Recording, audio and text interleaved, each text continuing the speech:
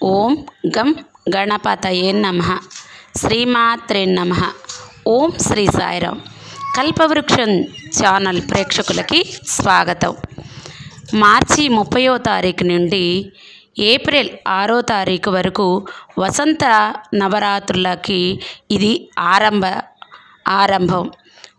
ఈ వసంత నవరాత్రులలో ఒకటి జగన్మాత అయినటువంటి లలితా రూపం మరియు రామరూపంతో ఆరాధిస్తాం. శివపురాణం ఆధారంగా చైత్రమాసంలో వచ్చే నవమి నాడు జగన్మాత మృగశిర నక్షత్రం పార్వతీదేవి ఉద్భవించారు అని చెబుతున్నారు.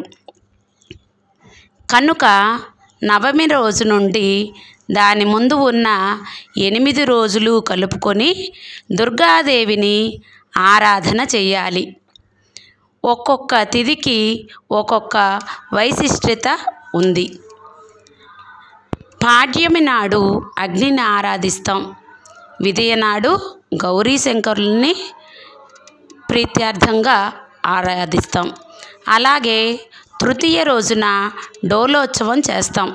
డోలోత్సవం అంటే ఏ దేవతనైనా ఉయ్యాలలో ఉంచి ఊపటం. అయితే ఈ చైత్ర నవరాత్రులలో ఇంకా మనము చవితి నుండి వినాయకుడిని ఆరాధిస్తాం.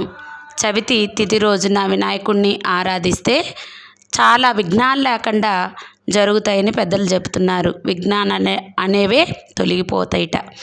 మరియు అలాగే షష్ఠి తిథి రోజున సుబ్రహ్మణ్య స్వామిని ఆరాధిస్తాం. అలాగే 9 రోజులు కూడా లలితాదేవి మరియు రామునిని ఆరాధిస్తాం.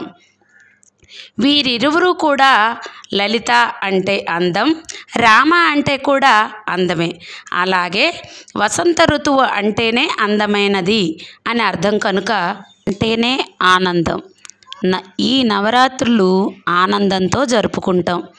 ఆనందమే సౌందర్యం.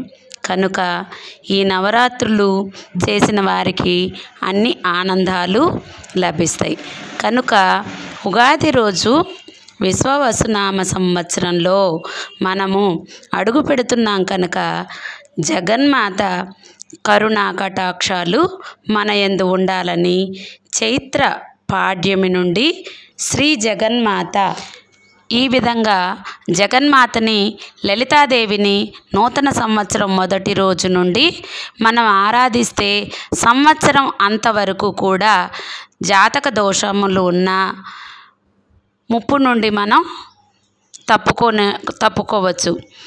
జాతక దోషాలు ఏవైనా సరే ఈ విధంగా మనం వ్రతం ఆచరిస్తే అమ్మ కరుణా కటాక్షాలతో ఆనందంగా సుఖ సంతోషాలతో సంవత్సరం మొత్తం కూడా జరిగిపోతుంది. సర్వే జన సుఖినో భవంతు.